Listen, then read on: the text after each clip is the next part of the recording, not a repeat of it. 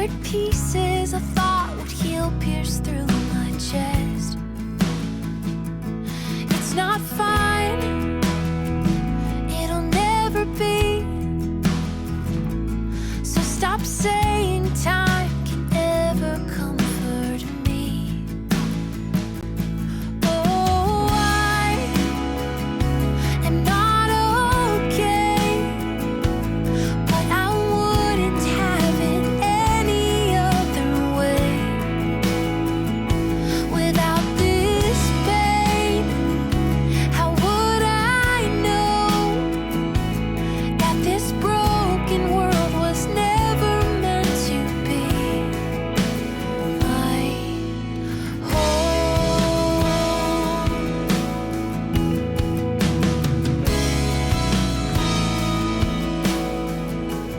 There is darkness on the brightest day, and though there's beauty here, sin's black cloud remains. Here I'm a stranger, but not for long, 'cause where I'm going I am known and loved and I belong. Oh, I am not okay, but I wouldn't have it any other way. Without this pain, how would I know that this broken world was never meant to be my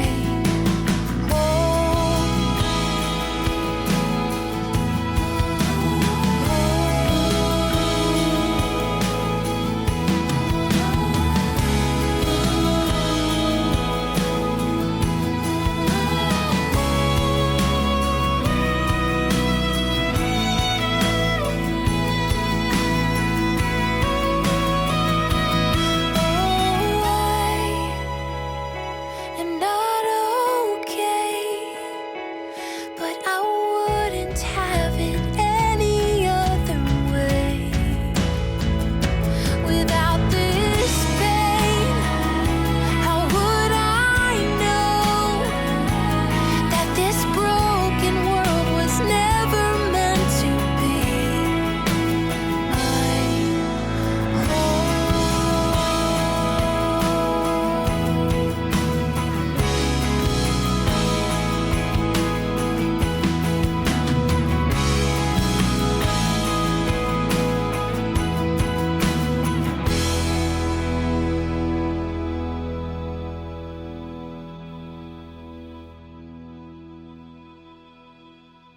All right, welcome to the live stream, everybody. That was a little extra fun music for you, just for you, for being here live. Now, granted, you could just go listen to it yourself, but why not listen to it here? Hope you're doing well. I'm excited to be back in the groove of these Ask Joes. Got a good crew out for the stream already. And Jezreel, no, this isn't a private streaming. This is my weekly Ask Joe series that I do every week. I do a podcast every week where I answer questions and talk about audio and production and all that fun stuff. And I stream it live while I'm recording it. So once I get this, I forgot to do one thing on the software. Once I get that set up, you can see my screen. So we'll be doing an episode today. So if you have questions, be thinking about what you want to ask. We don't usually have a huge turnout here, so it's a cool chance to get to ask some of your specific questions, and I'll be as specific as I can with the answers, and we will do some awesome things together. So I see that a lot of the usual folks are here. Lakshay's here. Todd Mitchell, Steve Ross, Botham. Johnny Fuller showed up. What's up, Johnny? Leo, yeah, you can ask now. We'll get to the Q&A portion a little bit later, so you may want to save it. If you ask now, I might not see it later. I will try to get to all of them, so maybe hold off just a little bit. But we're going to dive in. So normally I do a kind of a silly intro. We're going to change that up a little bit. And we're actually going to I'm going to play another song from Frankie Barranco's EP. I'll explain more about what that is. If you haven't been following me or didn't see the emails about it, It's an EP that I produced and recorded and mixed and mastered and played on. So my dirty little hands are all over this thing, but it's gorgeous, gorgeous project, and I'm really proud of it. So you're going to hear about it, and we'll talk a little bit about that. So let me do the intro section, and then for most of the intro, we're going to listen to actually, I'll do the intro, and we'll talk about the song, and then I'll let it play, and then we'll move into the Ask section. So this will be a little bit different than normal, and that's kind of fun. All right, so we're going to kick things off. Be thinking about questions you have, and let's dive in. This is Ask Joe number 197, the Frankie Barranco edition. So instead of doing the normal intro that I normally do, where there's some sort of silliness happening right here, we're going to actually play some real music and put that in place of my silliness just for 1 week, and then we'll get back to silliness next week. If you've been following me for any length of time, or if you've been a Dueling Mixes member for the last maybe 6 months or so, then the name Frankie Barranco may ring a bell for you. Frankie is a friend of mine. She's a wonderful singer, songwriter, and she had me produce her latest EP, which just released this past weekend, and I'm so proud of it and excited for it, and I'm excited to share it with you. In the future, coming up over the next few weeks, you can expect to see some behind the EP videos from me, where I walk through the sessions themselves and show you kind of sneak peek behind the scenes stuff of the tracks and how we produced each of the songs. So be on the lookout for that. But until then, there'll be links below if you're listening to this recording, or you can just search for Frankie's name, Frankie Barranco, Barranco, and you can check out the EP. It's called Still. It's available pretty much anywhere you can get music. So go listen to it, maybe even purchase it if that's your thing, and check it out, because it's some really great music, and it was all done 100% in home studio. So drums were recorded at my buddy Tim Horsley's house. Everything else was recorded here in my studio in these two rooms, except for cello, which was recorded by my friend Brent Milligan in his home studio. So it's very much a home studio project, and the song came out really well. So what I want to do, instead of kind of my normal opening monologue, what am I, Jimmy Fallon? I want to actually, instead, I want to introduce a song and then play it for you, and then we'll jump into your questions. So the song I'm going to play for you is the final song on the EP. It's a song called The Chorus, and it's a beautiful song. It starts off with just piano played by yours truly, and some vocals, and then eventually some cellos come in, drums, and there's guitars, and there's violins, and there's glockenspiel and Fender Rhodes and more electric guitars and a bunch of percussion loops that I put together. And so it just continues to grow into this beautiful song. And what was interesting, and kind of the one lesson I want to talk about, not lesson, but the one kind of interesting thing from this song that makes it unique, and one of my favorites on the EP, is for a long time they kept telling me we'd like to put a vocoder effect on Frankie's vocal in verse 1. And so, I heard them, but then I don't have a vocoder, either hardware or software. And so it got down to like getting time to mix this thing, and they still were wanting this vocoder sound. So I decided to either do some research and buy one, or figure out a way to do it some other way. And they played me a song that they really liked that had the effect they wanted. And it sounded kind of like a vocoder, but to me it just sounded like a single vocal that had been split into multiple pitches and to create kind of a faux harmony. So I thought, well, I've got Melodyne. I can do that without having to get a vocoder. So I set it up, and I took her vocal and I duplicated it a bunch of times, and then I put Melodyne tuning software on each of those vocals and moved the pitches around until I got a really interesting harmony. It's not a straightforward harmony. There's some dissonant notes in there that I think work really well. And so anyway, there's more to the story behind the song, but it needed to be dissonant. It needed to be kind of almost a little creepy, if that makes sense. And so that's what we did for the intro. And then the rest is just a build up of just really beautiful background vocals, lead vocals, and all the other instruments that I mentioned. So without any further ado, let me cue this up, and I'll play the entire song for you to listen. Enjoy it, and if you really like it, go search for Frankie on Spotify or iTunes or Apple Music or Amazon Music, and be sure to at least add it to your library. If not, go buy it on iTunes. I'm sure they would appreciate the support. And without further ado, here is Frankie's song called The Chorus.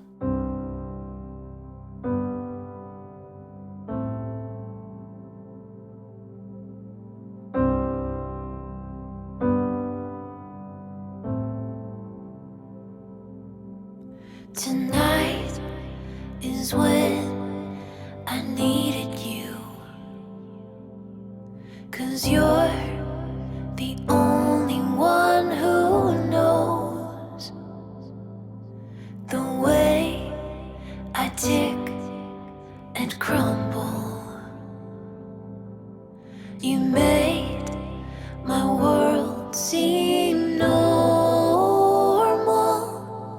but you can't be here with me. If I could have just one more day with you, I'd ask you all the things I know you knew.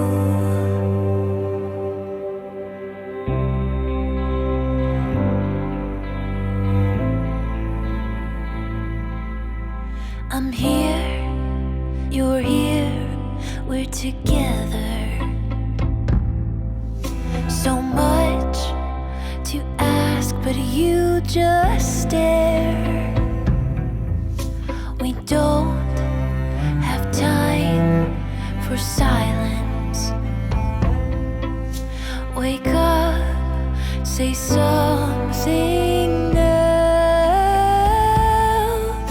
but you can't be here with me. If I could have just one more day with you, I'd ask you all the things I know you knew.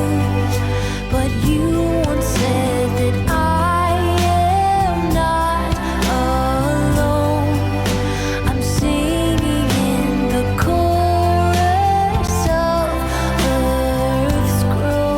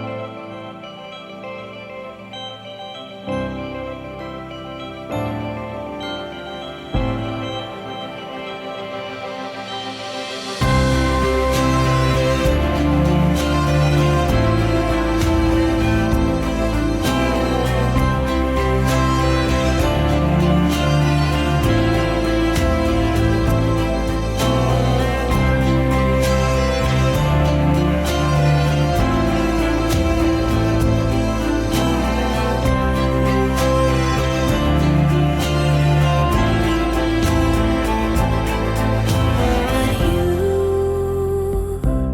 can't be here with me.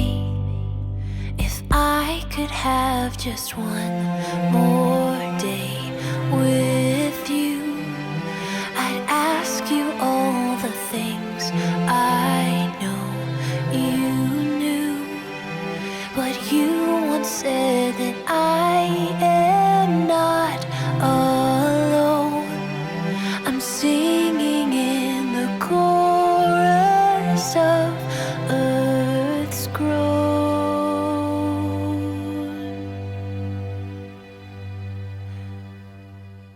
There you go. That is The Chorus by Frankie Barranco. Recorded, mixed, mastered, produced by me. But man, when you've got such good source material, I tell you this all the time, don't I? If you've got really good musicians, really good performances, really good arrange, the rest of it's just easy. I think I wrote an email about this yesterday. I wonder if what makes famous engineers famous is that they work with really good musicians, and that's actually why everyone thinks they're awesome. I'm not downplaying the awesomeness of those engineers anyway. Thank you for listening, and I really do hope you'll go out and find Frankie's music and share it with the world. The world needs to hear good music like that. So if you have any questions for me, we'll transition. I don't even have the boom section in today's podcast. We are completely off the rails, but I'll say boom. There you go. So if you have your questions, now's the time to ask them. I've got maybe one or two over on Facebook. So you live folks need to pull up the Slack and bring some good questions, because this podcast, this thing is only as good as the questions that you bring, and it's only as valuable as the questions and the answers. So give me your questions. Someone said my camera's missing. Sorry. There's my beautiful face. I know you missed it. Okay, so now that you have my face, maybe you're more likely to ask some really good questions. But I will first grab a couple questions from Facebook, and then we'll check out the live chat, folks. By the way, if you've never attended one of these things live, I would encourage you to do so. They happen most Tuesdays at 1 p.m. Central Time. If you tend to forget things like I do, you can go to homestudiocorner.com/calendar, and there's a link there to subscribe to my Home Studio Corner calendar, which has the this marked every Tuesday, and there's a little alert in there, and it actually gives you the link to get to the live stream. It's all right there for you, so check that out, and love to see you here on a live stream. If you've never made it, come hang out. It's quite a bit of fun. All right, Thomas Bjorndal has a question. Thomas, I'm really going to keep trying on your last name. Just let me know when I get it.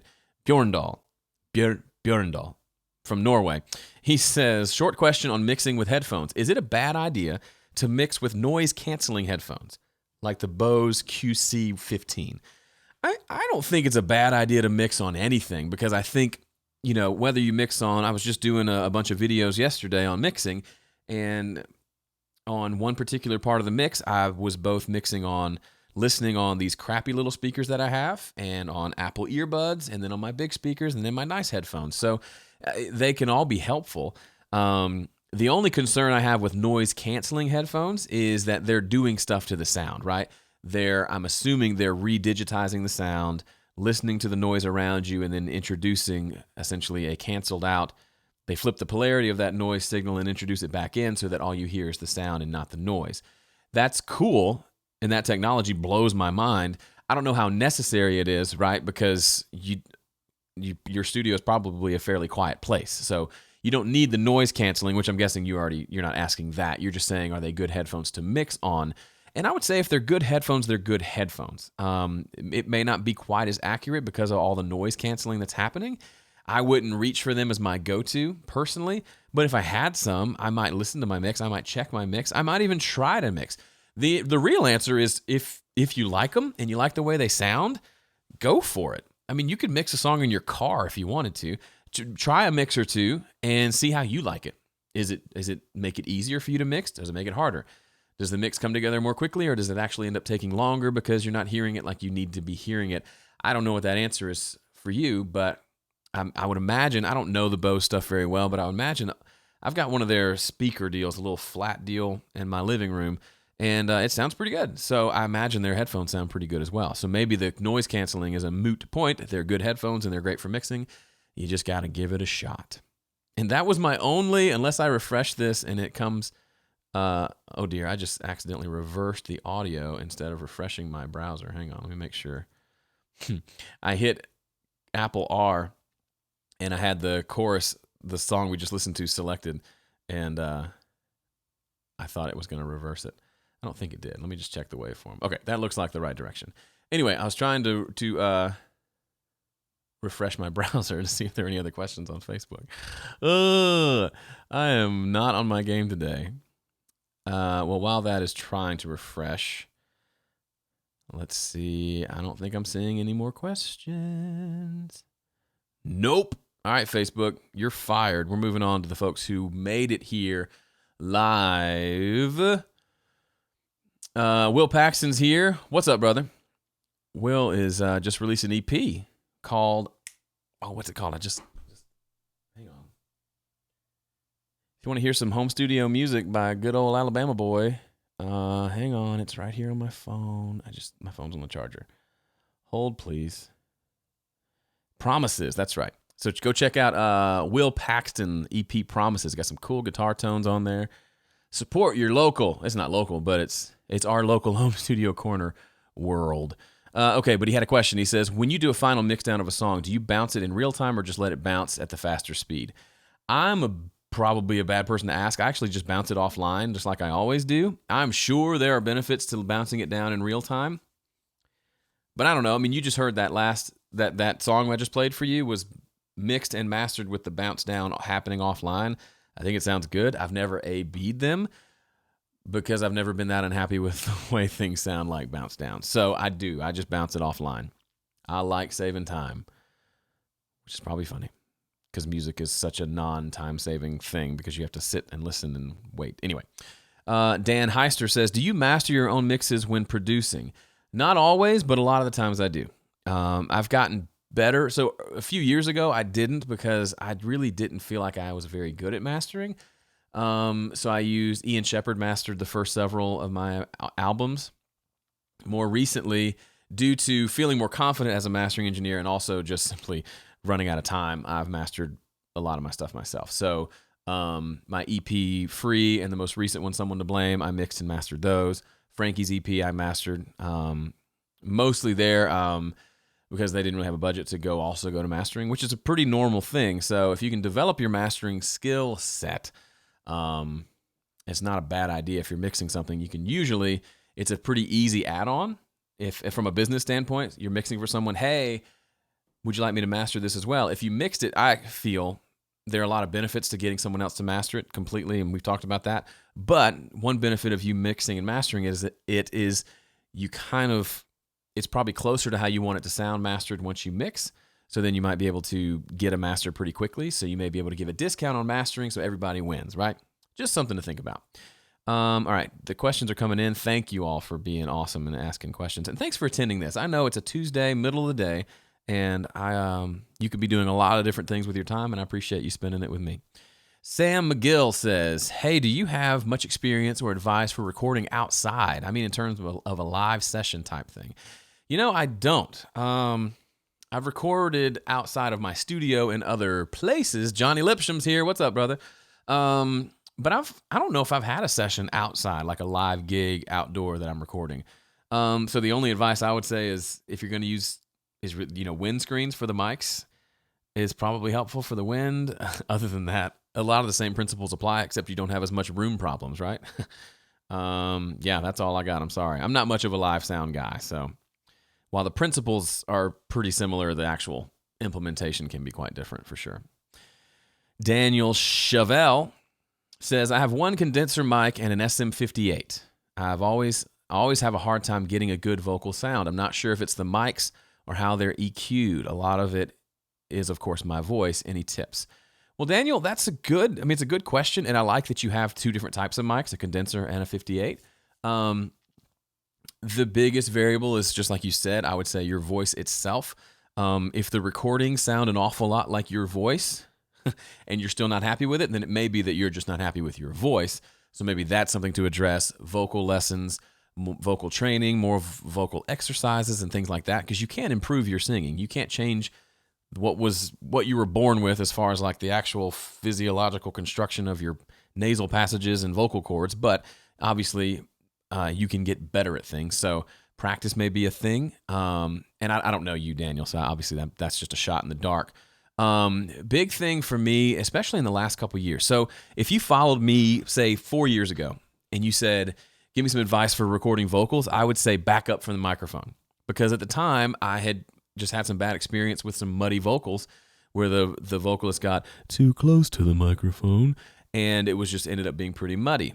And I found that backing up made it sound a lot clearer. I've kind of reversed my tune on that. I actually find a nice thick vocal to be easier to work with than a thin one from farther away. For one thing, if you get too far away from the microphone, you lose some of that warmth that you may want in the recording. So for example, I had Frankie get right up on the microphone for the songs that you heard earlier, and then that gave me the option. I didn't get her so close that it was boomy, but pretty close to where I had plenty of warmth that I could work with in the mix. If a song needed more warmth, for example, the quieter songs where it's just her and a guitar, for example, I want her voice to be a little bit fuller. And then that's a pretty easy thing to roll off with EQ. So I would say getting closer to the mic probably ends up being better most of the time. Those are my couple of things. So if you find yourself really far away from the microphones and that's why you're not happy with it, try getting closer. Or vice versa. Maybe your recordings are too boomy and getting away from the mic a little bit will help. Always improving the performance will always improve the recording.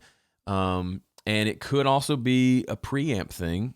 Maybe you need a little bit nicer microphone or maybe a nicer preamp to plug those microphones into. It can make a pretty big difference. But as you know, I'm not big on saying your answer is the equipment, period. Usually it's a combination of things. Mike says, in Studio One 3 Pro, is there a primary reason for creating effects channels versus bus channels for effects? What are the pros and cons? If I'm remembering it right, Mike, the effects channels don't have sends on them and buses do. I think that's the main difference. So if you want to take, for the most part, you never want to take your reverb and then send it to something else. So that's why I always just use effects channel. That's how it defaults to when I drag a reverb onto a send. It creates an effects channel. But occasionally I may have a delay that I then want to send to my reverb. If that's the case, I'll create it on a bus so I can then send that delayed signal to the reverb. That's pretty occasional, so I don't do it that often. Another Studio One question, Patrick Pleu says, will you use Console Shaper and CTC1? I can't remember what CTC1 is. I do use the Console Shaper, the one that comes with it. I haven't dove. Nope. I haven't dived. I haven't dove. What's the word? Dived? I haven't dived into the paid ones yet. I haven't gotten them for the different console features, but I do like the stock one. If you're not sure what we're talking about and you're a Studio One user, I don't know if I can pull it up while I'm recording, but maybe I can. Here's the Console Shaper. Yep, I totally just crapped out my CPU, but it's still recording, so we're good. Console Shaper, I don't know if you can see it on the screen. No, you can't. Hang on, let me change to this view. If we zoom in over here, I don't know if you can see that very well. It's just got a couple of controls to kind of emulate running through a console versus running through just the stock kind of very clean digital sound. I kind of like it. It makes the bass feel a little thicker, so I've been using it. The CTC1 is the new Console Shaper plugin, says Johnny Lipsham. So I'm guessing it's the one that has the extra different consoles. I've not used it yet. I did play with it at NAMM. I was at the PreSonus booth and just saw it. I thought it was cool. I thought it was included, but it's an extra paid thing, so I haven't gotten it yet. But certainly something to play around with. But as you know, I don't like going too far down the extra plugins thing. The one thing I've bought probably in the last 3 years was like a month ago. I bought from PreSonus's website. They have some impulse responses for some spring reverbs that I've added to the impulse response reverb that I have inside of Studio One, which I'd never used because I never had any impulse responses for it. But this was cool. A spring reverb is very different from normal reverb. So I didn't have that sound other than routing it out to an 11 rack or to my actual amp and getting the spring reverb sound. I wanted to use it more, and it's been pretty cool. So I'm digging that. I like to buy plugins that are more creative than just plugins that change the sound, like EQs, compressors, consoles, things like that. So that's my take on it. And according to Johnny, dived is the correct modern English. In the 17th century, it was dove, which looks like the word dove. So now I'm super confused. Okay, there was another question here. Oh, from Dave. Dave Smith. I'm guessing not Dave Smith Instruments, but that would be cool.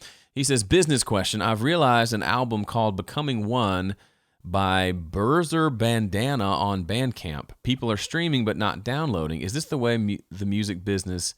Is this the way of the music business now? So, I'm sorry, you released an album and you're noticing people are streaming it, but they're not actually downloading it. I think that is kind of the way things are. I mean, think about what are two of the most popular ways people listen to music right now? Things like Spotify and Apple Music. Spotify, you can do it for free. You just have to listen to commercials. And then Apple Music for $10 a month, you can listen to pretty much, not everything, but almost everything in the iTunes library. I have a subscription to Apple Music fairly recently, actually, and I'm really digging it. I think while it's nice that when people buy your music, to me, I'm more and more convinced from a business standpoint that the music is just one of the marketing tools of your business being you as a musician.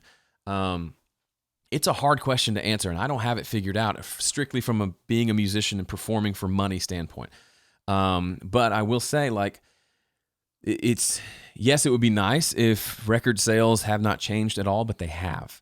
And if you spend too much time bemoaning that fact, you end up sounding like somebody who had a horse and buggy company and bought up a bunch of horses right when Henry Ford released the Model T. He can complain that everybody's buying these cars and that horses are more dignified and it's a better experience. You don't go as fast, so you enjoy your company more, and it's a more organic, earthy experience. I mean, you could sell me on riding a horse and buggy, but the people spoke and the people wanted a car. And what's interesting is Henry Ford, I think he said, if I had given the people what they wanted, I would have made a faster horse carriage or something like that. People didn't know they wanted a car. Then he produced it, and then it started to sell because people did want that. So good or bad, people want to stream music. When you were a kid, I imagine you listened to a lot of music on the radio. You didn't pay for that.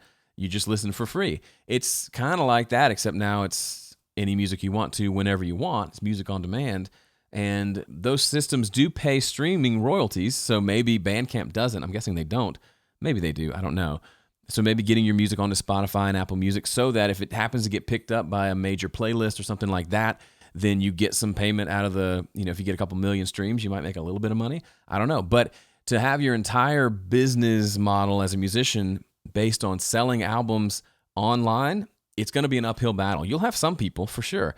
I have somebody just about every day buy something that I've made musically, but for the most part, they stream it. If I went and looked at the stats, there's a lot more streams than there are purchases. And I'm the same way. If I really like an artist, I will buy their album because I want them to see the money. But if it's someone I'm not sure I like, then it's more, I might just listen to it. And then maybe the thing about it is having access to the music, because I don't want to pirate the music, I will more than likely want to just not listen to it rather than listen to it illegally, if that makes sense. So for me, if I can get it through a legitimate means, through Apple Music, for example, I'm much more likely to go through their entire back catalog and actually become a super fan so that the next time they play Nashville, I'm going to buy tickets and go. That's kind of the way I look at it. The music is a demonstration of what you can do, and then maybe the thing you sell is a live performance or a special, package of material or special recordings that you can't get anywhere else.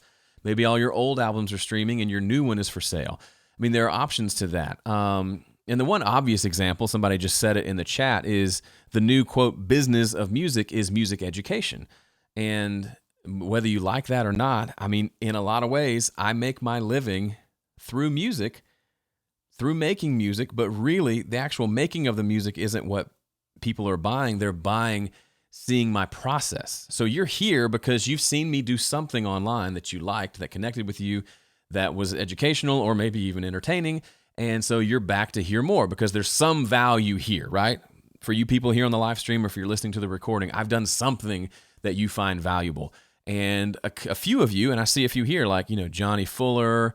I saw a few others in the chat. It's kind of scrolling down. I can't see as many. There's a few other here who are actually my customers. Like I know you're like a VIP member or a Dueling Mixes member. So you've actually paid me money to get access to more in-depth training on this topic of making music. Is that the way I envisioned it when I was 16 and wanted to be a rock star? No, but it's really cool and I love it. And so when people say, how do I make money from my music? I say, I don't know how you make money from your music, but I've managed to make a living through this, like making music. And I sell some music, but the bulk of what that redirects back into is this home studio corner thing that is actually providing something that's people actually find valuable in the world. I don't know. That's probably a very self-serving answer, and you may not like that answer, but I don't know.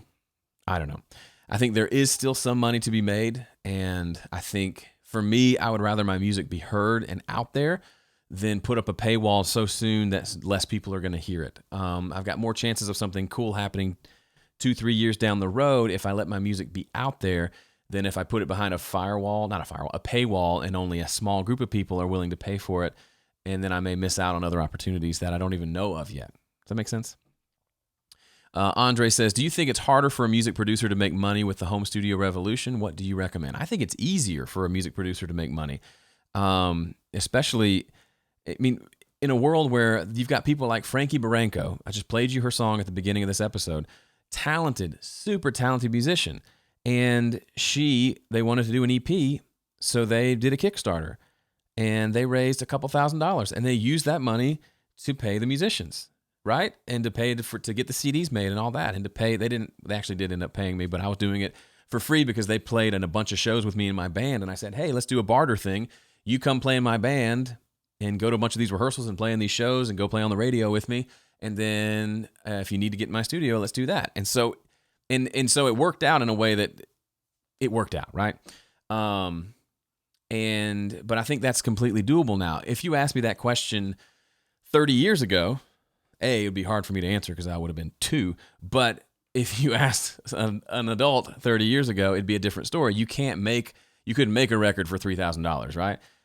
Because the studio, just to get the equipment, would have been multiple tens of thousands of dollars, or access to the studios and all that. So this recording revolution, to steal Graham's term, has made it much more accessible. Now that means that you and about 20 other people in your neighborhood also have home studios, so there's more competition there, which means you've got to be good. You've got to actually be good at what you do, and that's how it should be, right? You don't want to be the only person in your town that does recording and then get all the business just by default, do you? Don't you want to get the business because you're good at what you do? That's what I think is the game. And because there's more music, there's more noise, there's more bad music being made, so stand out as someone who makes good music, and I think things happen. But you can't just stay in your bubble. You've got to get out there and put yourself out there, however that looks, whether that means just connecting locally or if it means developing an online presence so people know who you are and eventually come to you when they need you. I don't know. You got to figure that part out on your own. But those are my thoughts on the matter. I'm getting long-winded. I need a sip of my Popeyes Diet Coke. Do you have any tips for mixing long songs? I've recorded a 12-minute song, but now I've got to mix the thing, and I'm feeling quite overwhelmed.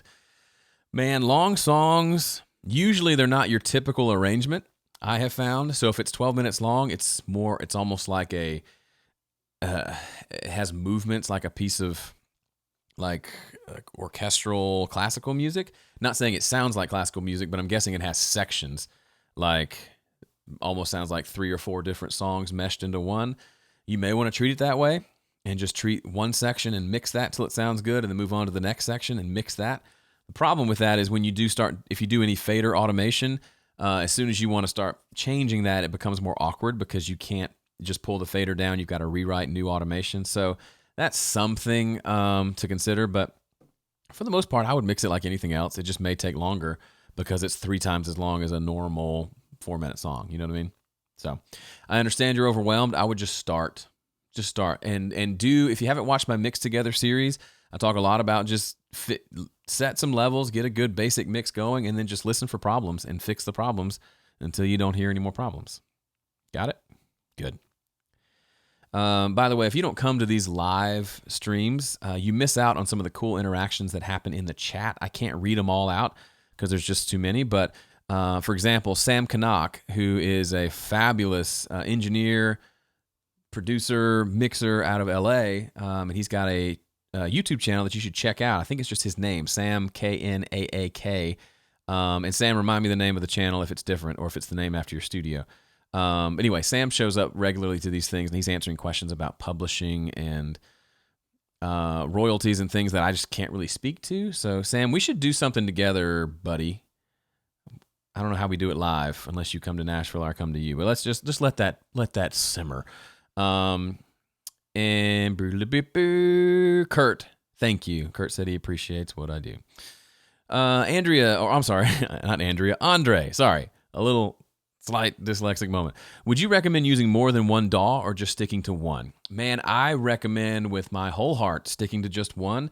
As someone who has switched from Pro Tools to Studio One a couple years ago, I still don't actually recommend switching unless you just got a good reason. I don't know if I had a good reason. I just did it because I had to learn Studio One for other reasons, and then I kind of liked it and just kind of switched. But unless that your DAW does something that doesn't do something that you need and another one does, I would say just stick with what you know, because you can do it all in all of them, right? I use Studio One. Graham Cochran uses Pro Tools. When we do dueling mixes, if I win, which I might win this month, but I've been on a losing streak, it's not because I use Studio One, it's just because he mixed better, right? And vice versa. So, yeah, I don't like the thing about switching is there's so much of a learning curve. just learning, okay, how do I do this one thing? And you spend 20 minutes figuring out how to do something that you could have done in 3 seconds in your other system. To me, that's a waste of time that I can't stomach as well. If I could do it quickly over here, I don't know why I would do it slowly over here. Eventually you'll get fast, but that learning curve, I feel like for most people who struggle to find time and make time to make music, to switch DAWs will just add more time for learning. That's less time for making music. And for some people, it could actually be an excuse, right? A way to procrastinate. I don't want to do that album. I'm scared it's going to sound bad. So let me learn a new system, a new DAW. So I'll feel productive, but I'm not actually doing anything worthwhile. I'm not saying you're doing that, Andre, but I bet somebody who's listening to this is doing it. Andrew with a very practical question. How much does it cost to become a member of Dueling Mixes? Great question. We have had the same price since we started over 4 years ago, about 4.5 years ago. It's $27 a month. You're not committed. You can cancel any time. And the coolest thing, if you didn't know this, it used to be when you join, you just get access to the current material. We've opened up the backlog. So if you join today, you'll have access to over 50 songs to mix. That's 50 videos from me, 50 videos from Graham, 50 coaching calls. It's actually more like 54 now or something. So it's a stupid value, to be honest. Like stupid, like we may have made a mistake. I'm kidding. But yeah, check it out. Dueling Mixes, www.duelingmixes.com. DUELING mixes.com. Ooh, Gary, any mixing tips or tips for mixing a cappella? A lot about a cappella is in the recording and in the editing, getting it really clean. I'm actually going to be, I may change my mind on this, but in about a week, hang on, let me see when I'm doing it. Yeah, I think it's next Monday. Check my old paper calendar here.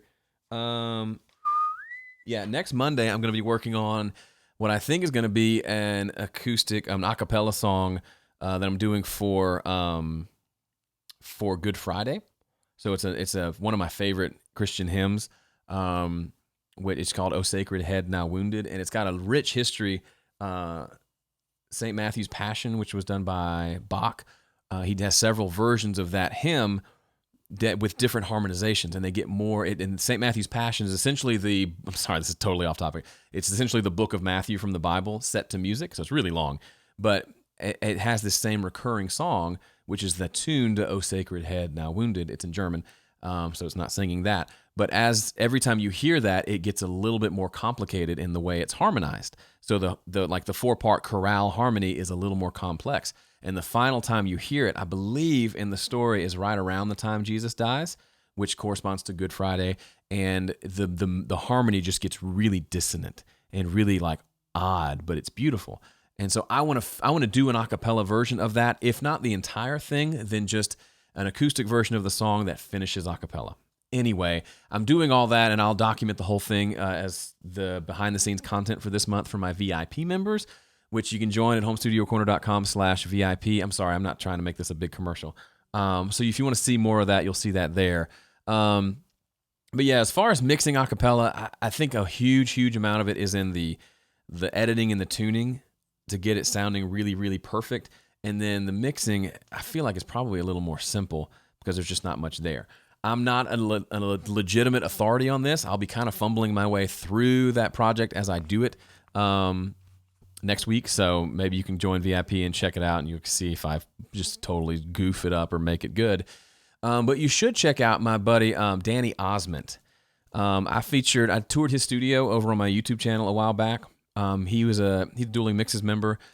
Let me find his website for you. If you go to emeraldcitypro.com, stands for Emerald City Production, and click around, you can see he does a lot of acapella stuff. So he travels to a lot of colleges and does their acapella records. And I believe he has a blog and maybe even some like courses on doing acapella music. So he would be the person I would refer you to. That probably should have been my first answer. Anyway, there you go. Way long answer. Can we use the songs from Dueling Mixes as our portfolio for our mixing business? Yeah, absolutely. That's part of the deal. Just make sure you link back to the artist so that they get some love from donating their songs to Dueling Mixes. But otherwise, yes, you can. Sam says, I hate Avid's subscription program. I switched from Pro Tools as well. Yeah. Well, the thing about Avid is I don't think they force you to subscribe. I think it's just an option. I think a lot of people think you have to. I could be wrong, but I don't think you actually have to.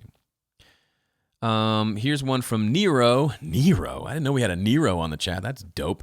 Nero says, I like that you kept the dynamics in the song, the one that I played earlier. What was your thought while mixing and mastering as far as limiting compression? I've got a pretty kind of not idiot approach, but pretty stupid, simple approach to mastering. I use K-system metering, and I set it to K14. And so then my rule is I want it to be hitting in the green and yellow for most of the song, and then hitting in the red for the loudest part. And to me, that gives me 14 dB of headroom above the average level, which means I can push my limiter, I can hit my limiter a little bit, but when I see if that thing's hanging out in the red the entire time, I know it's probably too loud. And that's worked well for me. If you want to know more about K-system metering, search for it. Bobcat's designed it. You can find a lot of nerdy information that I can't explain very well. But it's essentially, it just shows you the average level of what you're listening to, and then you can kind of conform how you mix to that with an eye towards it helps you to avoid over limiting your mix. So a lot of people, their mixes are just too loud, and then they have to put limiters and compressors on there just to get them back down before they clip. This helps you keep it at a more decent level overall. And Gary says, I'm already an HSC VIP member, so he'll be checking out those videos anyway. Love it. Thank you, Gary. Appreciate you. What's your experience using tuning plugins? Are they as accurate and realistic as they are promoted to be by their makers? Here's the thing. If you saw, I did a video just recently where I'm kind of changing my tune on tuning. I used to be kind of an old fart about tuning. I'd rather sing it right than tune my vocal. But then I just did some tuning on a whim, actually for the Frankie EP, Frankie Barranco. She was like, hey, there's a couple notes in there. We listened back. This verse and this chorus, there's a note I want you to tune. And I was thinking, tune? Like, don't you want to just come back and sing it, right? And it basically I realized, you know what? She's a fabulous singer. And no amount of tuning software can make a bad singer sound that good, right? And if she's off pitch in a couple notes, yeah, tuning software just changes the pitch and doesn't really change the tone if you do it well. So yeah, it actually does work. If you listen to all of Frankie's EP, her vocal has been tuned. If you listen to my EP, Someone to Blame, I tuned my vocal, and it sounds like me. It just sounds like me a little more in pitch in places. So I think it can work.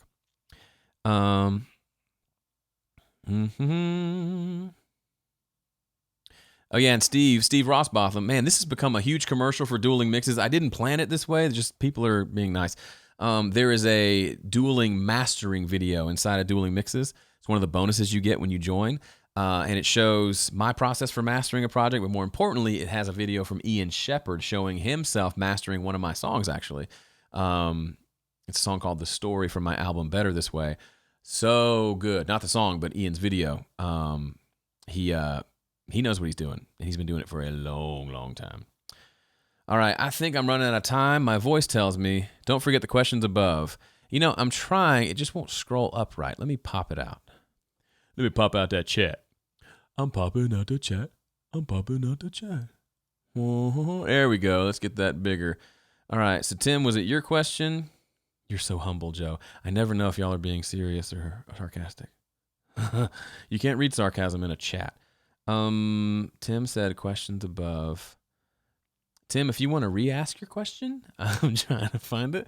I can only get to some. I can't even get to all the questions now. I can see as far up as when people are telling me if it was dove or delved or dived. I'm not seeing any questions that I missed, though.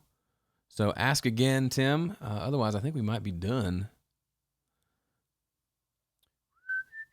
Ooh, Todd, I missed your question. Todd Mitchell says, when mixing drums, how do you create a sense of cohesion when you have close mics, overheads, and room mics and panning? Do you nudge wave files? Do you run everything through one reverb? Good question.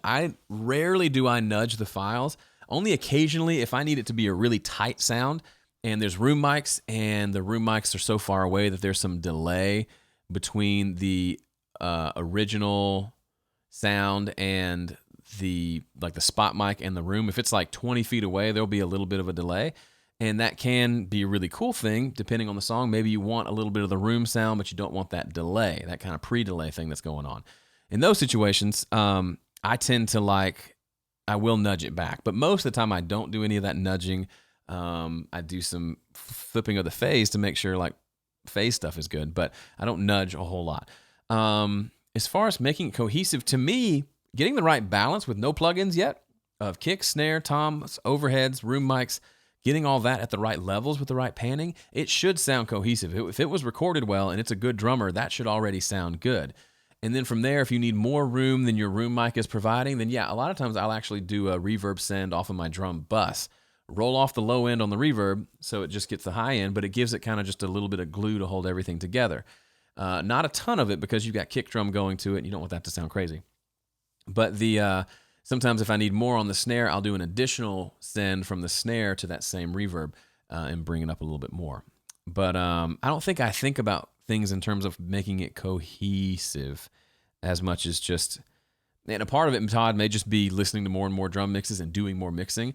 Maybe it sounds very like different elements of the process, but I still try to see drums as one instrument that I'm mixing with a bunch of little components, but still hearing it as one. I don't know if that's helpful. Mike says, what software do you use for this live stream? It's called Wirecast Play. It's really cheap. I want to say it was like $10 or $15. You have to go to YouTube Live. Somewhere in their documentation, they have a link for it. Sean Johnson says, in your slipping through my hands guitar phase fix, you brought the panning in 70%. When I tried that, my phase meter still bounces all around. Ideas of what I might be doing wrong. So that's a specific dueling mixes thing. There was guitars that when pan hard left and right, there was some phase stuff. I don't know, Sean. It could just be the way your system handles panning. It could be depending on where you have your phase meter in the system. I don't know. I'm sorry. A lot of it, like, you can use the phase meter, but a lot of it's your ears too. If you pan it in and it feels better, I'd go with that. Have you ever considered recording an EP or a song using strict dogma, setting up boundaries to boost your creative powers, or forcing yourself to step out of your comfort zone? That's a question from Emil. Emil, I do that all the time. Just this past 2 months ago in February, I gave myself the challenge to record and release an EP in 1 month. Well, I ended up not starting recording until halfway through the month, so I did it all in 2 weeks. So yeah, I'm all about giving myself challenges of different types. Now, as far as you saying dogma, I'm not sure what you mean by that. Sticking to certain, I mean, I've done challenges where I've done and recorded a whole song using only an SM57. I've done challenges where I record a whole song in 24-hour period, where from start to finish, from first note recorded to finished master, has to be within a 24-hour time frame. I do a lot of those things because it's just inspiring to me, and it's kind of fun to do. So I don't know if that answers your question, but yeah, I'm all about getting out of my comfort zone. It freaks me out, and then once I get over the freak out, I put my head down and get to work. In your opinion, do you feel that mixing and mastering other people's music helps you become a better musician? Absolutely. I think if anything, it gets me out of my head a little bit and gives me new ideas for production things and recording things. And there's just that collaboration aspect that I think we all need a little bit of. Joe, after I'm done editing and comping tracks in Studio One, how do I clean or consolidate them? Once it's all done, you should select it all and hit Command B, and it'll bounce them all to a new track. You know what? There's one more question I'm going to answer real quick. What's your approach to coming up with intros and outros? Well, I don't know, Paul, do you mean for music or for this podcast? If it's for the music, it's usually just what came out when I was writing. And outros, it's just a feel thing. And a lot of that can come from listening to a lot of music and seeing what they do. But usually I'm just playing, a lot of times it's just the chord progression for the verse, and then I play the verse. And at the outro, usually it's maybe the chord progression for the chorus. Or sometimes there's a turnaround progression that I play after the choruses before the verses that I'll use for intros and outros. But that is all the time I have. This is a long episode. Hope you enjoyed it. See ya!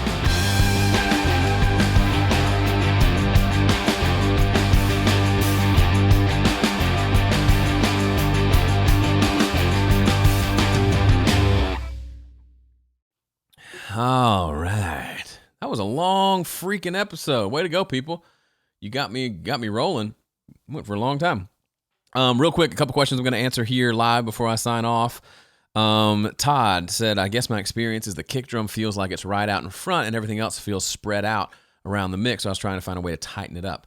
Well, you could turn the kick drum down, or if you listen to a lot of popular music, the kick drum it really is exactly like you described. The kick drum is usually right in your face, snare drum somewhere close behind it, and then everything else is different. So maybe you're going for cohesive and maybe it doesn't need to be, unless it's a jazz album when maybe you just get rid of the kick drum mic altogether or you have it really low in the mix. But for a lot of rock stuff, that's kind of just the way it is.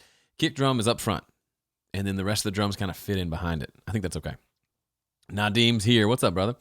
I just discovered your live Q&A video. This is from Lee.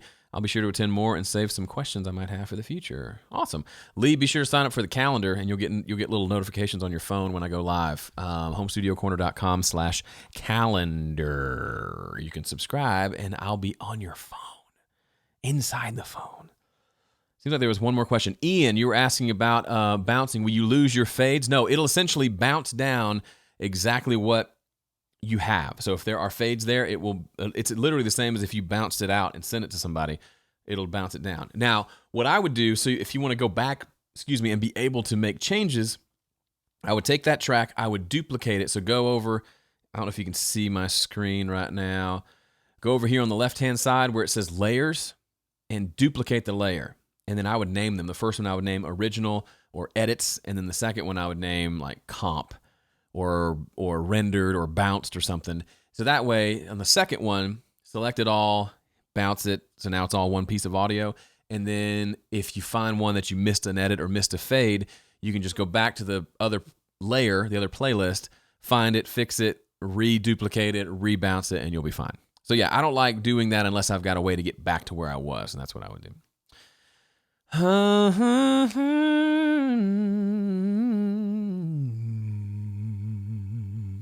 All right, I think I'm done. I don't see any other burning questions. Thank you so much for hanging out here live. And how will an extra layer affect your CPU? It shouldn't. It's actually kind of, it may take up a little RAM space, but I don't think it'll affect your CPU because it's like gone. It's out of sight. It's not being played. It's not being listened to. It's just kind of back there. So, it may affect it, but I do these full mix sessions with like video streaming software going, like while I'm like streaming a video, recording, and I've pretty much never run into things, and I don't have a beefy computer. So if I can do it, you can do it. If I can do it, then you can do it. If I can do it, then you can do it. If I can do it, then you can do it. All right, everybody, I'm getting a little loopy. There's a big old Diet Coke right here. A lot of caffeine. And my butt's sore because my chair cushion is completely worn out. I'm sitting on like bolts. I feel them. Little bolts in my booty. Anyway, thank you for hanging out live. I will leave the chat open, and while I'm bouncing this down, I've got to turn the stream off, but I will leave the chat open. Jezrael, shoot me an email, joe@homestudiocorner.com, and I can send you a quote from Mastering. Jordan says, Joe, I have a friend who wants to get into doing voiceover work. He asked me to help him record a demo. Do you do anything except EQ and compression on your speaking track? Yes. I know, Steve, it's time for a new chair. I just haven't made time to get one. And then I look at the Herman Miller chairs and I'm like, oh, they look amazing. And then I'm like, oh, they're $900.